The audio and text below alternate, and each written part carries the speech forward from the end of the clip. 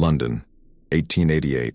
The city was an engine of empire, a colossal heart of commerce and contradiction. Its arteries, choked with horse-drawn carriages and the hurried steps of millions, pumped wealth from 100 colonies into the grand manors of the West End. Here, under the soft glow of new electric lights, society believed itself at the pinnacle of human achievement. Science was their new god, and progress was its gospel. Yet, this gleaming facade was built upon a foundation of shadows. In the East End, a labyrinth of squalid, fog-choked alleys, a different reality festered. Poverty was a terminal illness, and diseases like consumption were the executioners. For the desperate masses huddled in the city's dark underbelly, the promises of science echoing from the West were less a beacon of hope and more a distant, mocking myth. A myth some were willing to risk everything to believe in. This profound dichotomy created the perfect ecosystem for a new kind of predator. Within this world of stark contrasts, no symbol of progress shone brighter than the Royal Albert Hall. On a crisp October evening, its magnificent dome housed the very architects of this new age, the esteemed members of the Royal Society. The air inside was a heady mixture of expensive perfume, fine tobacco, and unwavering self-assurance.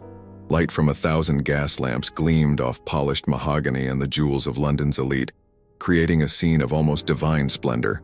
They were there to celebrate one of their own, a man whose work promised to push back the encroaching darkness of disease and decay. It was a congregation of the powerful, gathered to anoint a modern messiah of medicine. In their minds, the future was not something to be feared, but a territory to be conquered and perfected, one brilliant discovery at a time. The applause that night was not just for a man, but for the very idea of their own infallibility. At the center of this adulation stood Dr. Alistair Blackwood, tall, impeccably dressed, with a gaze that was both penetrating and reassuring. He was the embodiment of Victorian confidence. He spoke with a calm, resonant authority that captivated his audience, his words weaving a tapestry of a future free from the scourges of the present. He described his clinic on Harley Street not as a mere hospital, but as a sanctuary where the most advanced techniques could offer what many thought impossible, a definitive cure. "We stand on the precipice of a new dawn," he declared, his voice ringing with conviction. "A time when the frailties of the human machine can be not just mended, but perfected. We will not merely delay death. We shall render it obsolete for those under our care." To the applauding aristocracy, he was more than a doctor. He was a visionary, a savior offering absolution from the mortal coil itself, a promise that felt as grand and solid as the hall they sat in. But as the echoes of applause faded from the opulent halls of South Kensington, a different sound defined the other London. Miles to the east, in the suffocating warren of Whitechapel, the dominant sound was the hacking cough of the consumptive. Here, the air tasted of coal smoke, cheap gin, and despair. The labyrinthine alleys, slick with a perpetual dampness and shrouded in a yellow-gray fog, seemed designed to swallow light and hope. Progress was an alien word in this part of the city. The grand pronouncements of men like Blackwood were meaningless whispers against the grinding reality of the factories and the slums. This was a world not of scientific marvels, but of bare survival, where life was cheap and disappearances were common. It was a place where people vanished not with a bang, but with the quiet whimper of a flame being extinguished, often unnoticed by the sprawling metropolis that depended on their labor, yet discarded their lives so callously. It was in one of these bleak alleyways that Eleanor, a young seamstress with worry etched deep into her features, knocked on the door of a neighbor. Her face, pale under the weak gaslight, was a portrait of fading hope. A month had passed since she last saw her brother, Thomas, a factory worker. He had been wasting away from a cough that had settled deep in his lungs, a death sentence for men of his class. Their last savings had been spent on a single, desperate gamble, an appointment at the celebrated clinic of Dr. Alistair Blackwood. The doctor, they were told, worked miracles. Thomas had walked into the pristine Harley Street establishment with a flicker of optimism, promising to write as soon as he was well. But since that day there had been nothing. No letters, no messages, no word of his miraculous recovery. Only a profound and unsettling silence that grew heavier with each passing day. The neighbor, an elderly woman with eyes that had seen too much of the city's cruelty, opened the door a mere crack. She glanced nervously down the dark, empty alley before speaking, her voice a low, fearful whisper. She had heard nothing of Thomas, nothing concrete, but she had heard the stories, the hushed rumors that slithered through the tenements like the fog itself. They were tales born of desperation and the strange, complete silence that followed anyone who sought out the doctor's famous treatment. The wealthy patrons spoke of a revolutionary cure, but here, in the shadows, that phrase had taken on a far more sinister meaning. Leaning closer, the woman imparted the chilling piece of folklore that was beginning to take root in the community's collective fear. "Be careful, child," she warned, her voice trembling slightly. "They say his cure is so perfect, those who enter his clinic no longer have any need for this world." This chilling phrase was the seed from which a dark legend would grow, an enduring tale of a cure far worse than any disease. The story of Dr. Blackwood and his silent patients is an echo that still haunts the city's memory, a cautionary whisper about the monsters that can hide behind the most respectable masks. And as these stories travel through time, crossing oceans and continents to find new ears, we ask you to mark your place in this investigation. Tell us in the comments from which city and country you join us tonight, and the exact time you are watching. With your presence now recorded in our own archives, let us turn the page back to that foggy autumn of 1888. It is time to discover how the first undeniable crack appeared in the doctor's immaculate facade, and how one man's skepticism began to unravel a horror beyond imagination. The assignment was a prestigious one, a mark of rising status for a young, ambitious journalist like Arthur Finch of the London Chronicle. His editor, a man who worshipped success and circulation numbers in equal measure, had tasked him with writing a laudatory feature on the martyr, Miracle of Harley Street, Dr. Alistair Blackwood. It was meant to be a celebratory piece, a testament to modern science, and a man who was single-handedly pushing back the frontiers of medicine. Arthur, however, possessed a healthy dose of cynicism, a trait that served him well in the murky world of London's newsrooms. He approached the assignment with professional diligence, intending to document the doctor's triumphs. Yet a small, persistent voice in the back of his mind questioned the very notion of miracles. In a city built on grime and exploitation, true salvation was a commodity he had yet to witness. This inherent skepticism would prove to be his most crucial tool. Arriving at the address on Harley Street, Arthur was met with an imposing Georgian townhouse, its white Portland stone facade scrubbed clean of the city's pervasive soot. It stood as a bastion of clinical purity and wealth, its polished brass nameplate gleaming under the pale afternoon sun. Dr. A. Blackwood, Private Clinic. Every detail, from the perfectly aligned window boxes to the stoic silence that seemed to emanate from the very walls, was designed to inspire confidence and awe. It was a world away from the chaotic squalor of the East End, a physical manifestation of the chasm separating the sick from their supposed savior. As he stepped across the threshold, the heavy oak door closing behind him with a soft, decisive click, he felt as though he were not just entering a building, but a different realm entirely, one governed by its own immutable and mysterious laws. The interior was even more disquieting in its perfection. The waiting room was a study in austere elegance, furnished with dark leather chairs and polished mahogany tables upon which outdated scientific journals were arranged in precise, untouched stacks. The silence was the first thing that struck Arthur as unnatural. It wasn't the quiet of a tranquil space, but the heavy, muffled silence of a vacuum, devoid of the usual sounds of a medical establishment. No distant coughs, no hushed conversations, no footsteps of nurses. Then came the smell, a faint, sharp, antiseptic odor. Something akin to formaldehyde clung to the air, a chemical ghost that a pot of expensive smoldering incense on the mantelpiece struggled to exorcise. The cloying sweetness of the incense mingling with the chemical tang created a sickeningly paradoxical aroma, the perfume of sterile decay. Dr. Alistair Blackwood emerged from an inner office, and his presence immediately commanded the room. He was everything the society pages claimed: charismatic, handsome, and exuding an aura of effortless intellectual superiority. He greeted Arthur with a warm, firm handshake, his smile never quite reaching his cold, analytical eyes. "Mr. Finch, a pleasure. It is always encouraging when the press takes an interest in genuine progress rather than idle gossip," he began, his voice a smooth, modulated baritone that seemed to caress each word. As the interview commenced, Blackwood spoke with mesmerizing eloquence about his revolutionary methods.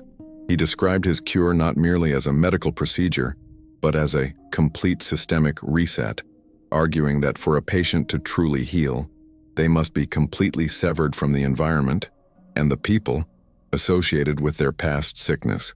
The doctor then led Arthur on a brief tour of the clinic's public-facing areas. The consulting room was a marvel of Victorian science, a testament to order and precision. Gleaming surgical instruments of steel and brass were laid out on velvet cloths under glass cases, arranged with the geometric perfection of a museum exhibit. Patient records were bound in identical leather volumes, their spines uniformly aligned on meticulously dusted shelves. Yet, the entire space felt sterile, unused. There were no personal effects, no signs of the daily chaos of human suffering, no lingering warmth of recently departed patients. It was a stage set for a play about healing, but one where the actors seemed to be perpetually absent.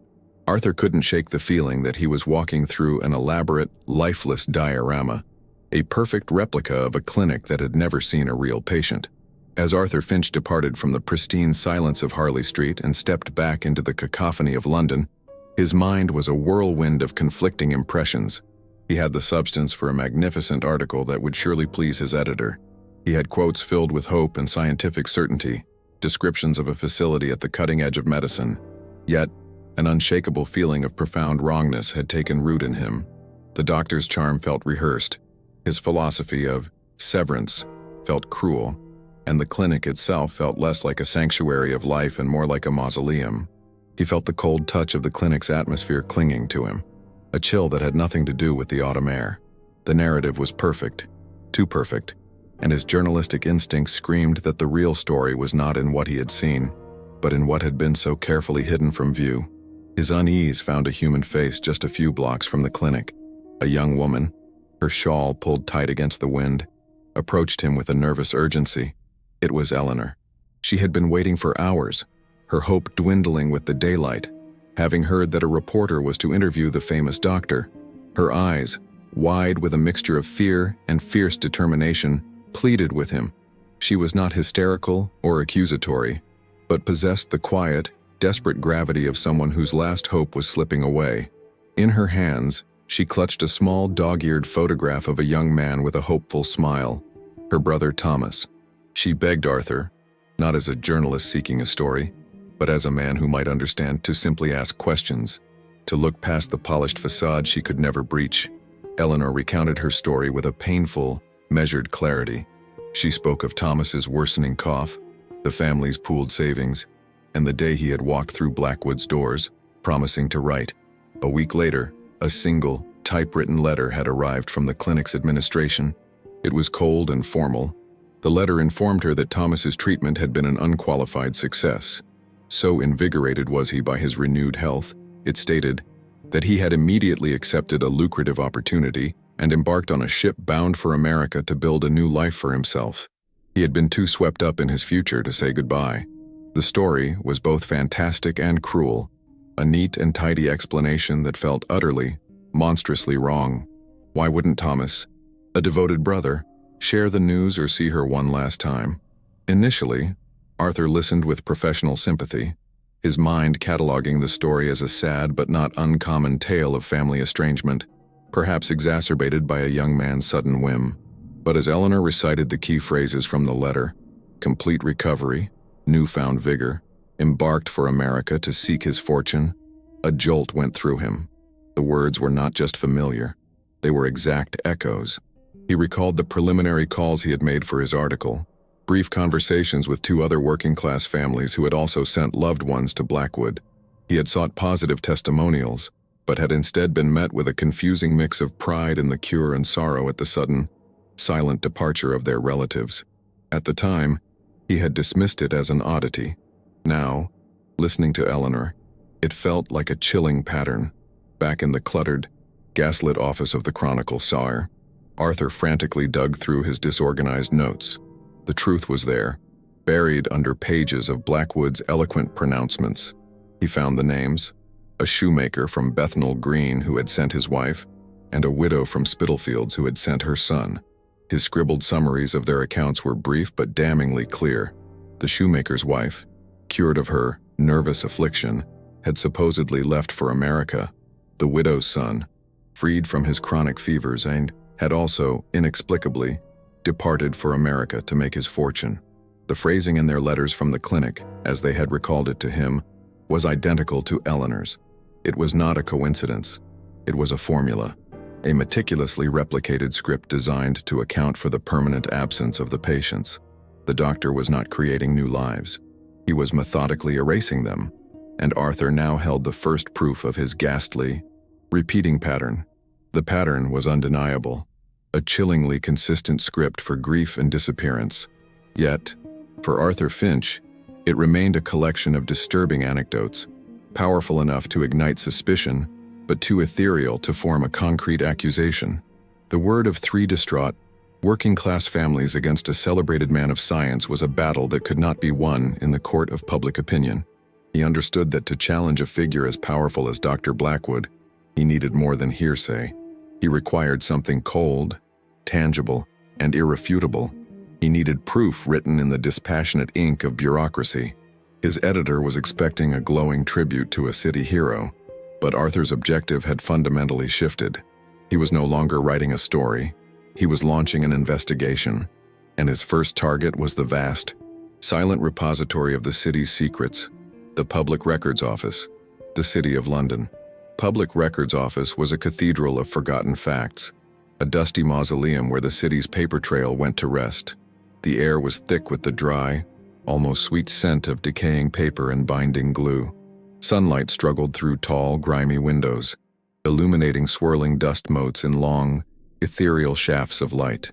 The silence here was different from the clinics.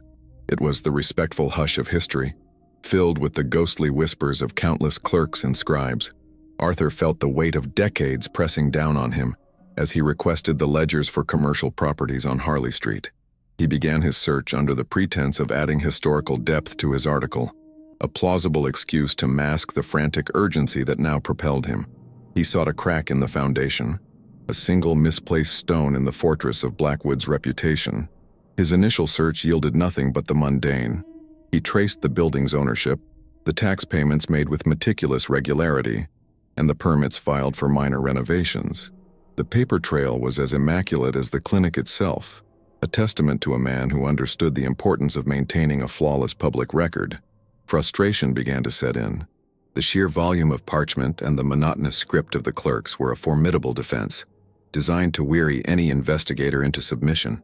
For a moment, he felt foolish, a moth chasing a phantom flame, convinced of a conspiracy by his own overactive imagination. But then, the image of Eleanor's desperate face resurfaced in his mind, a stark reminder of the human cost of the doctor's perfect narrative. He could not, would not, let it go. It was in a less frequented corner of the archive, amongst volumes dedicated to commercial acquisitions and industrial supplies, that his persistence was finally rewarded. The ledgers were thicker, bound in dark, cracking leather, their pages filled with the transactions that fueled the city's commerce. It was a long shot, a search based on nothing more than a hunch, but he asked the clerk for any ledgers detailing chemical sales within the last decade. He heaved the heavy tome onto his desk, a plume of dust rising into the light. He ran his finger down the index, the paper cool and brittle beneath his touch. And there it was, nestled between a tannery and a textile dyer. Blackwood, A. Clinic, Harley Street. His heart began to beat a little faster. He turned to the indicated page, not knowing what he was looking for, but certain he was on the precipice of a discovery. The first entry was dated 7 years prior, an order for 20 gallons of carbolic acid, a substantial amount, perhaps justifiable for a clinic claiming to pioneer new standards of hygiene. But as he turned the page, he saw another order from 3 months later, this time for 30 gallons, then another. The entries formed a clear, escalating pattern of consumption that defied any logical medical explanation. His journalistic instinct sharpened into a hunter's focus. He pulled out his notepad, his hand moving with a new, feverish energy. He was no longer looking for a single discrepancy, but documenting a sustained, industrial-scale operation. The neatly written figures on the page began to paint a picture far more vivid and terrifying than any witness testimony. This was the doctor's secret account book, the hidden ledger of his true work. Then, Arthur found the entry that made the blood freeze in his veins. Amidst the orders for acids and cleaning agents was a chemical name that seemed to leap from the page: formaldehyde. He was not a man of medicine, but as a journalist, he knew its primary use: preservation. It was the pungent fluid of the mortuary and the anatomy lab, used to halt the natural process of decay, and the quantities listed were staggering. Not the small vials a physician might use for tissue samples, but orders for entire barrels, 50 gallons at a time, delivered with unnerving regularity. He flipped back and forth through the pages, his mind reeling. The orders stretched back years, a silent, consistent demand for the tools of a taxidermist, not a healer. The sweet, cloying incense in the clinic's waiting room suddenly made a new, horrific kind of sense. It wasn't there to create a pleasant atmosphere. It was there to mask the perfume of the grave. The list went on. A horrifying recipe written in the bland language of commerce, casks of paraffin wax, large shipments of glycerol, and even orders for arsenic salts, a classic, if archaic, embalming agent. Each entry was a nail in the coffin of Blackwood's public persona. Arthur felt a profound, physical coldness spread through his body, a dread that had nothing to do with the archive's drafty chill. The doctor's words from their interview echoed in his mind, twisted into a monstrous new shape: the complete systemic resetting, the severance from one's old life, the perfection of the human machine. It was all a ghastly euphemism. The clinic on Harley Street was not a place of healing. It was a factory, and its ghastly, unspeakable product was preserved human flesh. He began a frantic cross-referencing of dates. The largest deliveries of formaldehyde and other chemicals seemed to coincide with periods where the city's cheaper newspapers had reported on small, localized waves of disappearances from the East End. These were minor stories, buried in the back pages: a factory worker who never came home, a seamstress who vanished, tragedies too common among the poor to warrant significant attention. Individually, they were just sad, isolated incidents. But when mapped against Blackwood's chemical acquisitions, they formed a chilling, undeniable correlation. This was no recent madness. This was a long-established, meticulous process of selection, acquisition, and processing, operating with the cold efficiency of a slaughterhouse, hidden behind a veil of prestige and scientific progress. The full, hideous truth crashed down upon Arthur with the force of a physical blow. The identical letters sent to the families were not just a cruel lie. They were the bureaucratic equivalent of a shipping receipt, a final piece of paperwork to close the file on a successfully acquired specimen. Dr. Blackwood was not a healer. He was not even just a murderer. He was a collector. The desperate and the sick of London were his raw materials, and his pristine clinic was the workshop where he practiced his dark and secret art. Arthur, the journalist sent to sing the praises of a miracle worker, now found himself the sole keeper of a secret so monstrous it defied belief. He was standing on the edge of an abyss, having glimpsed the true nature of the man the world hailed as a savior. With hands that trembled almost imperceptibly, Arthur closed the heavy ledger. The soft thud of the cover echoed like a gavel in the tomb-like silence of the room. The evidence he held was explosive, yet he knew it was not enough. To accuse a man like Blackwood on the basis of chemical supply logs would be professional suicide. His editor would laugh him out of the office, and society would brand him a lunatic. He understood in that moment that his investigation could no longer be official.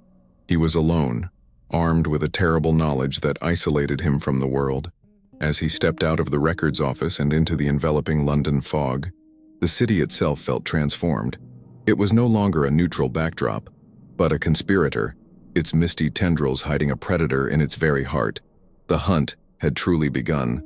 The chemical ledgers were a map of the crime, but Arthur Finch knew he now needed the perpetrator's manifesto.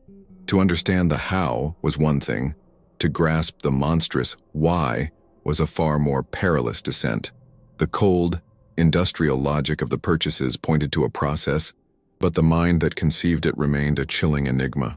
To challenge a man like Blackwood, Arthur had to dissect his very philosophy, to find the source code of his madness. His investigation shifted from the city's commercial arteries to its intellectual heart. He needed to trace the doctor back to his genesis, to the hallowed halls where his ideas were first forged and, crucially, where they might have first been deemed heretical. His next destination was not a grimy archive, but the stately, imposing edifice of the Royal College of Surgeons, the very institution that guarded the sanctimony of British medicine. The college was a temple to the human form, its grand halls lined with marble busts of medical pioneers and its library shelves groaning under the weight of anatomical knowledge. It exuded an air of gravitas and unshakable tradition, a stark contrast to the modern, sterile emptiness of Blackwood's clinic. Here, history was a tangible presence, a lineage of discovery and ethical debate etched into the very stones. Arthur, posing as a researcher for his article on celebrated alumni, felt a profound sense of unease. He was an intruder in this sacred space, using its resources to unearth a corruption that would profane everything it stood for. He requested access to the doctoral theses from the past 2 decades, his heart hammering against his ribs as the elderly, spectacled librarian led him into a climate-controlled vault reserved for its most significant and sometimes most controversial academic works. After hours spent sifting through dense, technical papers on surgical techniques and disease pathology, he found it. The thesis was bound not in the standard dark blue of the college, but in a custom binding of black leather, its title embossed in severe, gold lettering. The title itself was a declaration of intent, a chilling piece of academic arrogance. The Final Frontier, a post-mortem on sentimental ethics and the necessity of vivisection for true anatomical ascendancy. It was dated 15 years prior. The librarian, noticing his focus, leaned in and whispered, that one, Blackwood's paper, caused a tremendous scandal. The review board nearly had apoplexies. It was, of course, rejected outright. A brilliant mind, they said, but a dangerous one, utterly without a moral compass. This unsolicited confirmation sent a shiver down Arthur's spine. He was holding the doctor's confession in his hands. Arthur carried the heavy volume to a secluded carrel, the black leather cool and unnervingly smooth beneath his fingers. He opened it carefully, the pages releasing a faint, dry scent of old paper and something else, an almost imperceptible chemical trace. The text within was not the dry, dispassionate prose of a typical academic work. It was a symphony of intellectual fury and chillingly lucid argumentation. Blackwood's writing was precise, elegant, and utterly terrifying. He began not with a medical premise, but a philosophical one, arguing that the greatest impediment to human knowledge was humanity itself, specifically, its infantile attachment to the individual vessel. He posited that true scientific progress had been shackled for centuries by a misplaced reverence for the sanctity of life, an emotional constraint that had no place in the laboratory. The document was not a thesis. It was a declaration of war against the very concept of empathy. The first chapter, titled The Tyranny of the Cadaver, systematically dismantled the value of studying the dead. Blackwood argued, with cold, irrefutable logic, that a dead body was a broken machine. To study a clock that has stopped is to understand nothing of the nature of time, he wrote. One can catalog its gears and springs, but the interplay, the dynamic force, the very essence of its function, is lost forever. The anatomist who works only with the deceased is a mere historian of ruins. To truly comprehend the symphony of the living body, the precise cascade of muscle contraction, the electrical storm of the nervous system, the glorious pulsing river of the blood, one must observe the orchestra while it still plays. The metaphor was beautiful, poetic, and its practical implication was so monstrous that Arthur had to pause, his breath catching in his throat. In the second chapter, The Ethical Fallacy, Blackwood turned his scalpel-sharp intellect on the Hippocratic Oath, dismissing it as a relic of a superstitious age. He equated the ethical boundaries of his time with the religious dogma that had imprisoned Galileo. We stand on the brink of godhood, one passage read, capable of understanding the very mechanics of our creation, yet we allow our hands to be tied by the sentimental bleating of the flock. What is the temporary suffering of a single, insignificant specimen when weighed against an eternity of perfect knowledge? The shepherd does not ask the sheep for its consent before shearing it for the good of the flock. We, as men of science, are the shepherds of humanity's future, and we must not be afraid to make the necessary sacrifices. The subjects of his experiments were not people, they were specimens, raw material for the altar of his ambition. The thesis was filled with exquisitely detailed, hand-drawn anatomical plates. On one page, a beautiful, lifelike rendering of the human circulatory system, its arteries and veins branching like a crimson tree. On the facing page, a detached, clinical description of a proposed procedure to expose the system in a living subject, detailing the incisions, the chemical agents to prevent exsanguination, and the methods for keeping the subject conscious for as long as possible to observe the mechanisms of shock. The juxtaposition was sickening. It was the work of a Da Vinci of desecration, a mind that saw unparalleled beauty in the methodical deconstruction of a living, breathing human being. The horror lay not in a lust for violence, but in the complete, chilling absence of any emotion at all, save for an insatiable, godlike curiosity. This was not the work of a madman, but of a being who had evolved beyond morality. The final pages contained Blackwood's ultimate vision. He dreamed of a museum unlike any other, a pantheon of perfected anatomy. It would not be a collection of dusty skeletons or gray floating organs in jars. It would be a gallery of masterpieces, using advanced preservation techniques he detailed with pride, mentioning formaldehyde and glycerol by name. He proposed to create a permanent collection of anatomical sculptures. He would capture the fleeting, dynamic processes of the living body and freeze them in time.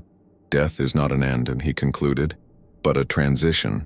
For the chosen few who contribute to this great work, it is a gateway to a unique form of immortality. They will cease to be flawed, temporary creatures and become eternal monuments to the beauty of their own design, their flesh perfected as a work of scientific art. Arthur felt physically ill. The cure was death, and the miracle was a place in Blackwood's gallery of horrors. Appended to the back of the volume was the official letter from the Royal College of Surgeons Review Board. It was a single page, its language a stark counterpoint to Blackwood's soaring, amoral prose. The board's judgment was swift and absolute. "It is the conclusion of this committee," the letter stated, "that Mr. Blackwood's submission is not a work of medicine but a treatise on methodical barbarism. It is a grotesque and repugnant fantasy that advocates for the commission of heinous crimes in the name of a knowledge no sane man should wish to possess.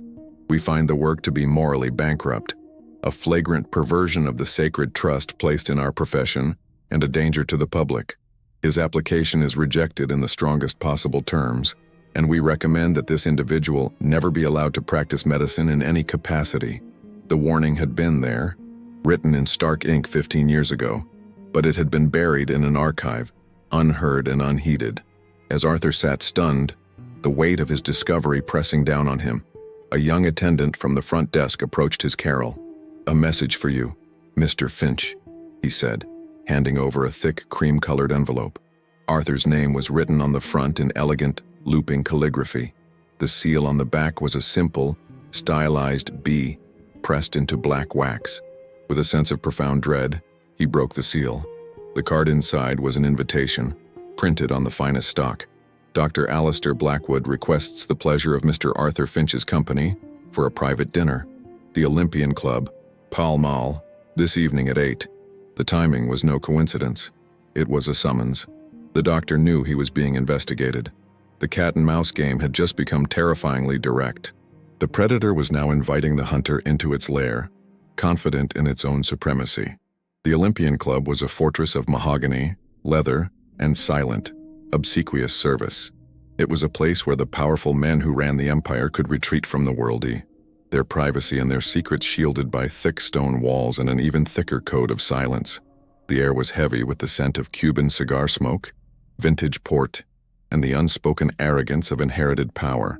Arthur, feeling utterly out of place in his simple tweed suit, was led to a secluded corner table where Dr. Blackwood sat waiting. He was nursing a glass of dark red wine, a faint, knowing smile playing on his lips. He looked perfectly at ease, the master of this domain, his presence radiating a calm, predatory confidence.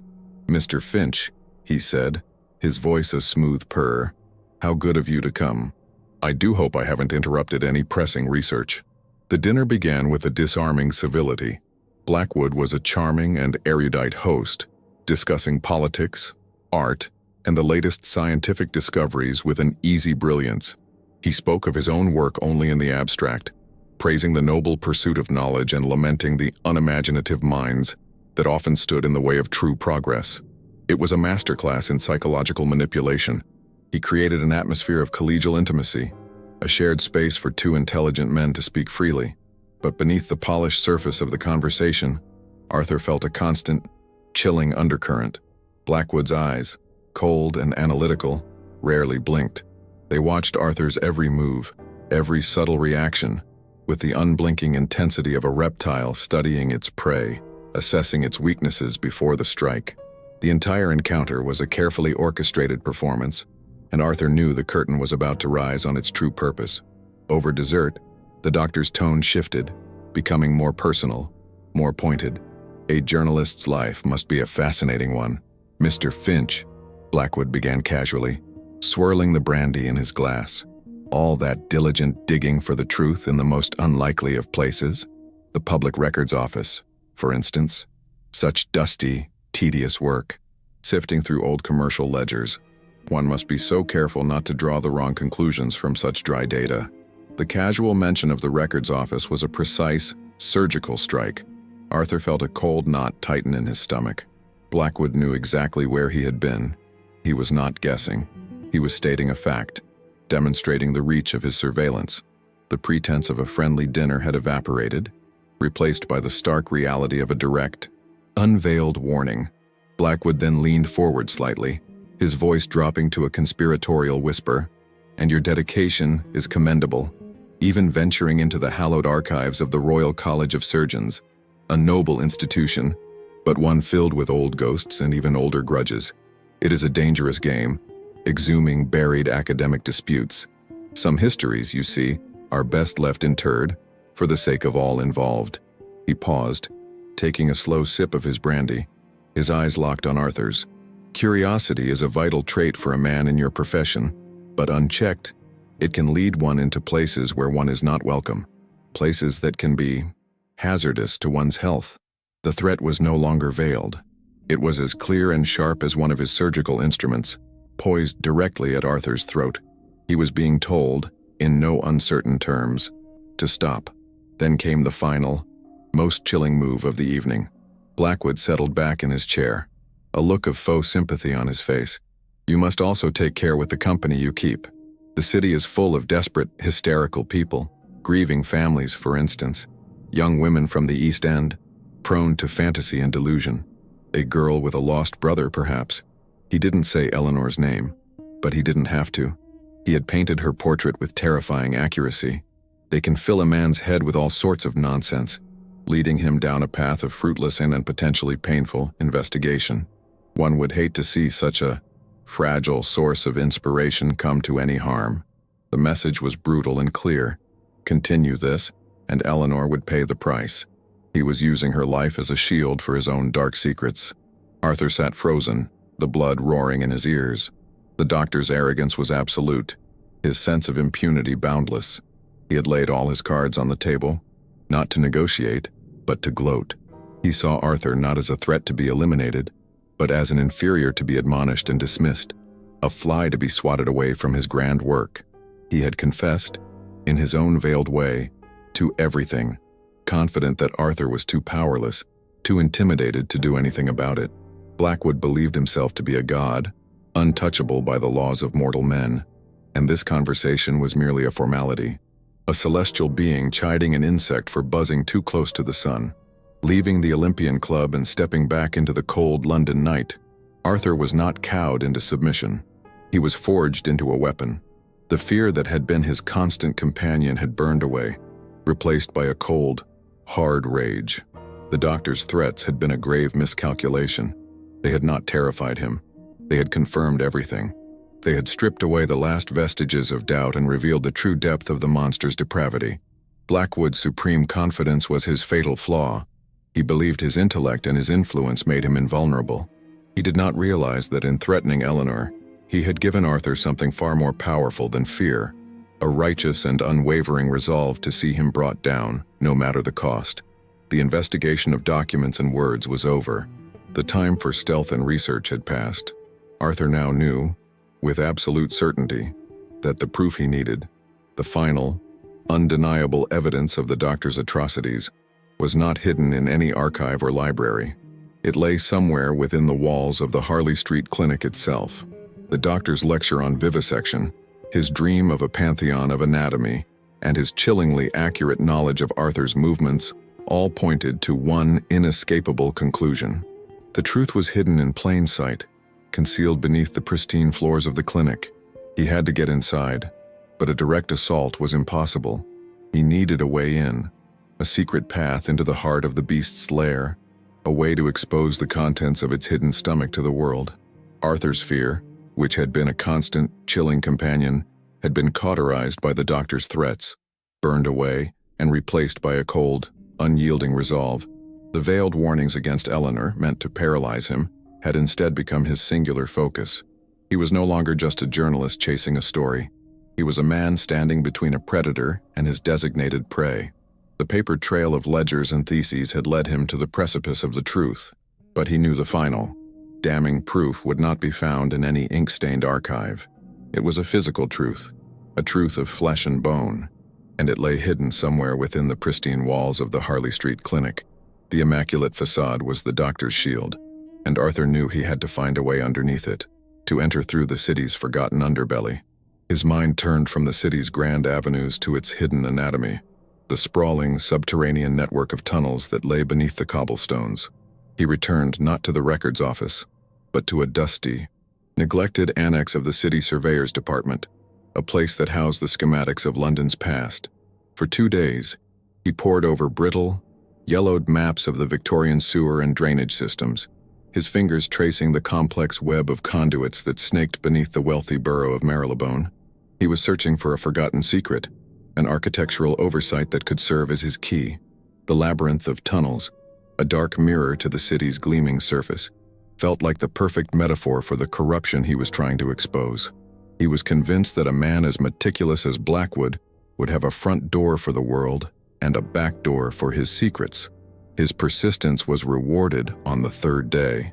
On a faded engineering chart from the 1850s, detailing a long obsolete water management system, he found it a faint, hand-drawn line, almost erased by time, indicated an old storm drain that connected to the sub-basement of the very building that now housed Blackwood's clinic.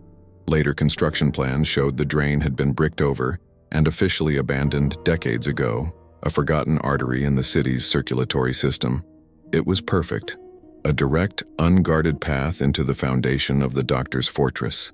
The map was his treasure chart, the X marking a spot not of gold, but of a horror he could only begin to imagine. This was his one chance to get inside, and he knew he could not take it alone. He needed the law, however reluctantly it might come. Armed with his collection of damning evidence, the chemical purchase logs, a transcribed copy of Blackwood's amoral thesis, and the sewer map, Arthur presented his case at Scotland Yard. He was met with overt skepticism and condescending dismissals. The idea of a celebrated Royal Society doctor being a mass murderer was too fantastical, too disruptive to the established order. Just as he was about to be shown the door, his story caught the ear of one man, Constable Frank Davies. Davies was a veteran officer from the East End, a man whose weary eyes had seen the worst of the city's casual cruelty. He carried the ghosts of countless unsolved disappearances, the anonymous poor who vanished without a trace. He saw in Arthur's wild theory a possible answer to questions that had haunted him for years. "If you're wrong, you'll be in a cell for a decade," Davies said grimly. "But if you're right, then God help us." He agreed to go, off the books, that very night. As a cold, persistent rain began to fall across London, shrouding the city in a veil of mist and darkness, Arthur and Constable Davies made their move. The rain was a blessing, its steady drumming on the cobblestones providing a cloak of ambient noise for their clandestine operation. A few streets away from Harley Street, they located the designated manhole cover, With a grunt of effort, Davies pried the heavy iron disc open, releasing a putrid gust of air from below, the foul, organic breath of the city's digestive tract. Armed with a single, flickering oil lantern and a heavy crowbar, they descended one by one into the oppressive, subterranean blackness. The heavy manhole cover slid back into place above them with a dull, final thud, sealing them in the suffocating darkness of the underworld, the world Blackwood's victims had been consigned to. Their journey through the sewer was a descent into a Boschian hellscape. The narrow brick tunnel was slick with a century of grime, and the air was a thick, almost unbreathable mixture of fetid water and decay. They waded through a slow-moving current of black, viscous liquid, the uncertain footing making every step a risk. Rats, their eyes gleaming like tiny red coals in the lantern light, skittered away into smaller pipes, their claws scratching against the brickwork. The only sounds were the constant, rhythmic dripping of water from the arched ceiling, the soft squelch of their boots in the filth while, and their own ragged breathing. It was a physical journey into the corruption that festered beneath the city's polite society, a foul pilgrimage toward an even fouler truth. Arthur felt as though they were moving through the doctor's own diseased intestines. After what felt like an eternity of navigating the disorienting, identical tunnels, guided only by Arthur's memorized map, they arrived at their destination. The map indicated a brick wall to their left, and sure enough, the lantern light fell upon a solid expanse of aged, moss-covered brick. It appeared seamless, a dead end. For a heart-stopping moment, Arthur feared he had made a terrible mistake. But Constable Davies, a man experienced in the city's hidden structures, ran his calloused hands over the wall's surface. "Here," he grunted, his fingers finding a subtle difference in the texture and color of the mortar. "This section's newer, put up decades after the rest. This was the seal." With grim determination, Davies wedged the tip of the crowbar into a hairline crack and began to heave, the groan of metal against stone echoing ominously in the confined space. The work was brutal and slow. Each pry of the crowbar, each muffled blow from a small sledgehammer Davies had carried, sent shockwaves of sound through the tunnel, and with each one, they froze, listening for any sign of discovery from above. Finally, with a sickening crunch, a single brick dislodged and fell inwards, followed by a cascade of crumbling mortar. The air that rushed out to meet them was not the foul miasma of the sewer.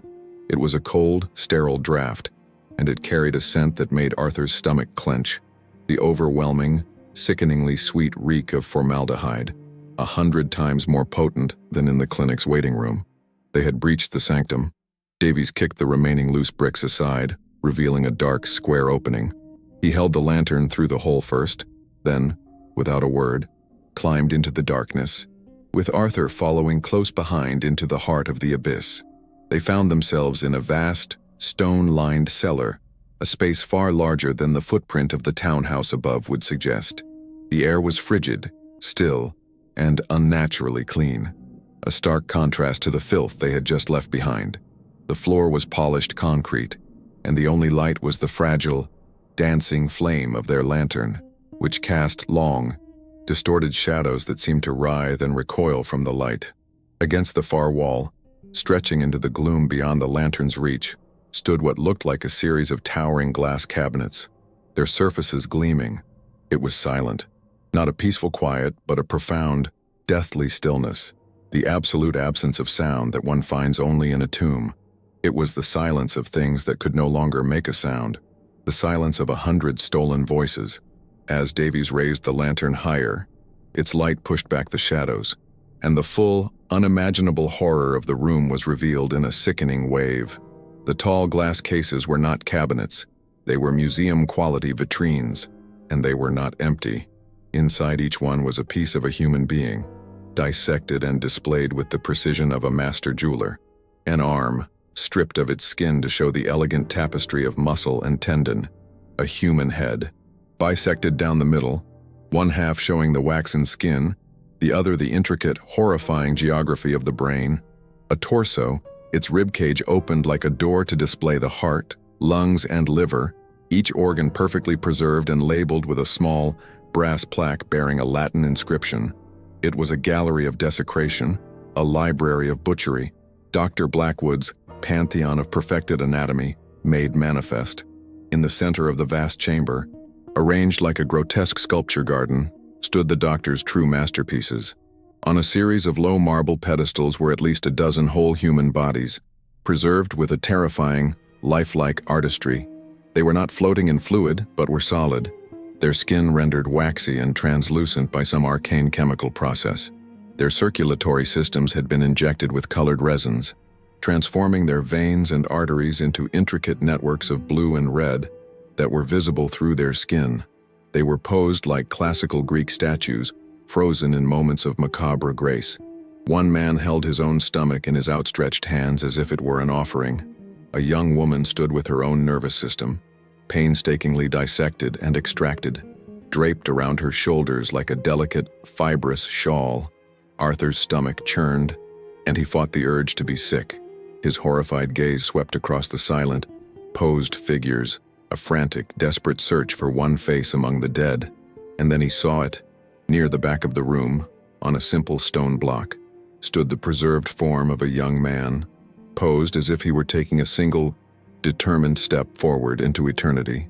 The waxy face was placid, the eyes closed, but it was undeniably the face from the small photograph Eleanor had shown him. It was Thomas.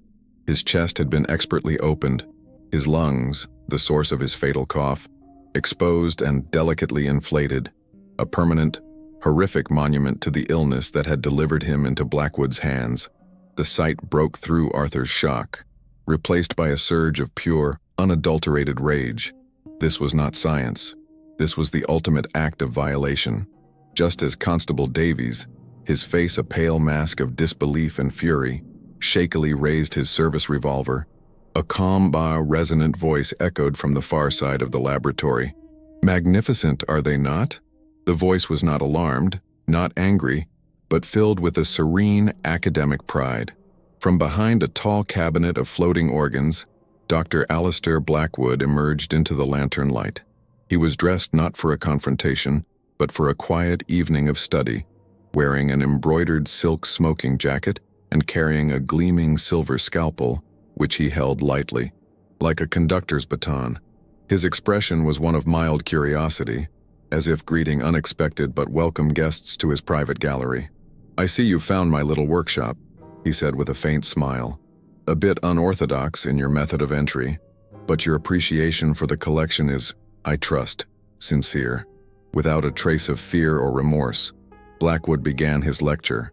He was not confessing to a crime. He was a curator guiding visitors through his life's work.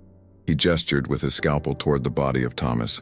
"This piece, for instance, is a remarkable study in the final stages of pulmonary tuberculosis. Notice the cavitation in the upper lobes. I was able to arrest the decay at the most picturesque moment." He then moved to the next exhibit, a woman whose entire digestive system was displayed in a looping, elegant spiral beside her. A fascinating case of chronic arsenic poisoning, a common ailment among the lower-class wallpaper hangers. The inflammation of the mucosal lining is simply textbook. He spoke with the detached passion of a scholar, a creator explaining the genius of his creations, utterly blind to the monstrousness of his actions. In his mind, he was no murderer. He was a patron of a new, higher form of art, and these were his immortal masterpieces. The arrest of Dr. Alistair Blackwood was not a dramatic confrontation, but a moment of surreal, chilling theater. As Constable Davies held his revolver with a trembling hand, Blackwood showed no fear, only a profound, academic disappointment. "Be careful with that, Constable," he admonished calmly, gesturing towards the weapon. A stray round could cause irreparable damage to the vascular detail on specimen 7B. The arterial injection was particularly difficult to perfect. He surrendered without a struggle, his primary concern being that the arriving officers not disturb the grotesque order of his collection. He walked out of his cellar and into the custody of Scotland Yard, with the air of a grand master whose chess game had been rudely interrupted by inferiors who simply could not comprehend its brilliance. The full scope of the horror found in the basement sent a shockwave through the hardened ranks of the London police force. A crime so methodical and monstrous it had no precedent in their annals. The scandal that erupted was a volcanic explosion in the heart of London's high society. The miracle of Harley Street became, overnight, The Butcher of Blackwood, The Harley Street Horror, and The Demon Doctor. Newspapers, led by Arthur Finch's own explosive, multi-part series in the Chronicle, flew off the presses. The public was consumed by a lurid fascination with the details, devouring descriptions of the anatomical museum and the doctor's heretical philosophy. For the Victorian elite, the revelation was a profound psychological blow. Blackwood was not some fiend from the gutters of Whitechapel. He was one of them. He had shared their dining tables, accepted their awards, and embodied their ideals of scientific progress. His fall from grace was a terrifying mirror, forcing them to confront the possibility that the monsters they feared were not outside their gates, but sitting in their own drawing rooms, cloaked in refinement and education. In the aftermath, the hypocrisy of the ruling class became painfully apparent. The same members of the Royal Society who had given Blackwood a standing ovation now publicly condemned him as a grotesque anomaly, a singular madman whose actions were a perversion of true science, not a product of it. They scrambled to distance themselves from him, erasing him from their records and portraying his case as an isolated incident of a mind gone wrong. This narrative conveniently ignored the uncomfortable truth Arthur Finch's articles laid bare, that Blackwood's atrocities were only possible because of their own willful blindness. Society had created the perfect hunting ground for him, a world where the disappearance of the poor was so common and so inconsequential that it barely registered as a disturbance. The victims, even in the revelation of their horrific fates, were once again rendered invisible, their humanity overshadowed by the spectacle of their killer's downfall. The trial of Alistair Blackwood was the sensation of the decade, a public exorcism of the city's demons.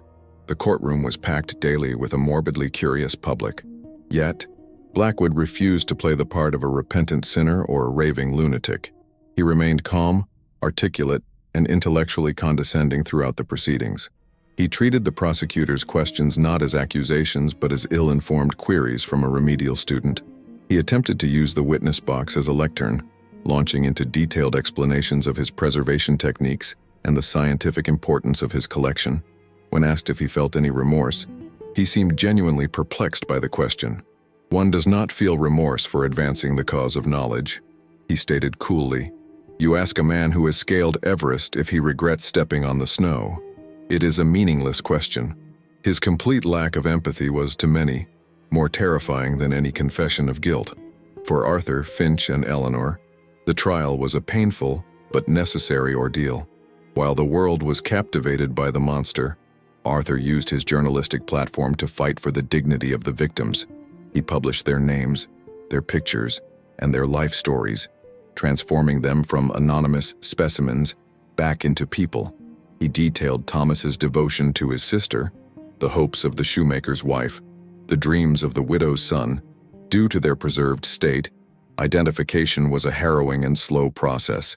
But in the end, nearly all of Blackwood's collection were given back their names. A quiet, solemn mass funeral was held, attended by the grieving families and a guilt-ridden city. For Eleanor, there was no closure, only the grim satisfaction that her brother was no longer an exhibit in a madman's museum, but was finally laid to rest under a named headstone, his memory salvaged from the doctor's profane art. Following Blackwood's conviction and subsequent execution, the city faced the question of what to do with the physical evidence of his crimes. The clinic on Harley Street was sealed, a monument to the city's collective trauma. The contents of the secret laboratory were meticulously catalogued by Scotland Yard as evidence, each preserved body and organ photographed and documented. Then, in a decision fueled by public revulsion and a desire to erase this dark chapter, an order was given. The entire collection was to be destroyed. Under a heavy guard, the anatomical sculptures were transported to a secure location and incinerated. It was meant to be an act of purification, a symbolic cleansing of Blackwood's stain. But in destroying the evidence of his work, the authorities inadvertently fueled the legend. For if the collection was gone, who could say for sure what had truly been found in that cellar? The act of erasure created a vacuum that folklore would rush to fill. Decades passed. London was scarred by 2 world wars and rebuilt itself into a modern metropolis.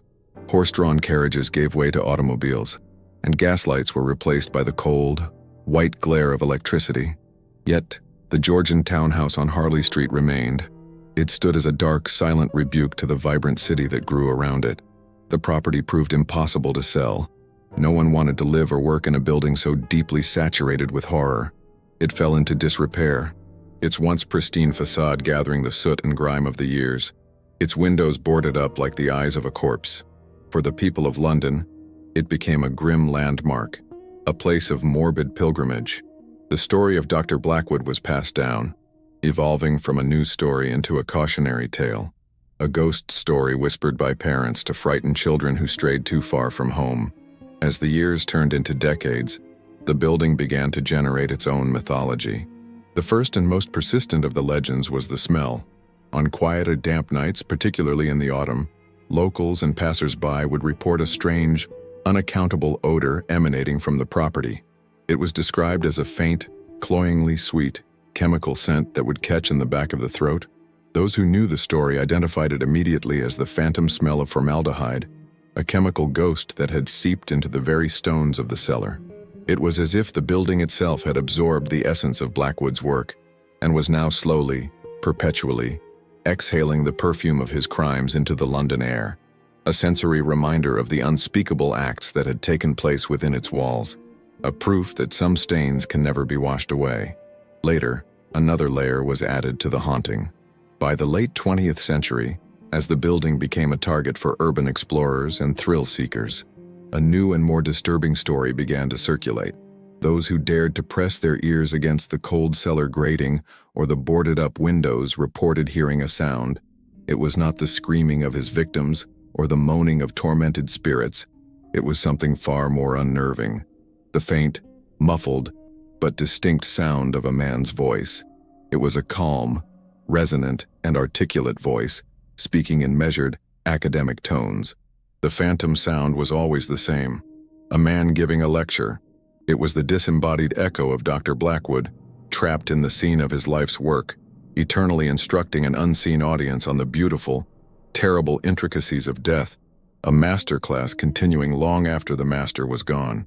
The legacy of Aleister Blackwood is not simply that of a murderer, but a permanent cautionary tale about the abyss that opens when ambition is divorced from empathy and knowledge is untethered from conscience. His story serves as a chilling reminder that the greatest monsters are often not those who lurk in the shadows, but those who stand in the brightest lights of progress, cloaked in respectability and hailed as saviors. The townhouse on Harley Street may one day fall, but his legend is now etched into the city's memory, a permanent part of its shadow archive. To ensure that the darkest chapters of our history are never demolished, and the voices of the forgotten are given a permanent place in our collective memory, subscribe and help us preserve these essential records. For in the shadows of the past, we find the truths we need to navigate the future.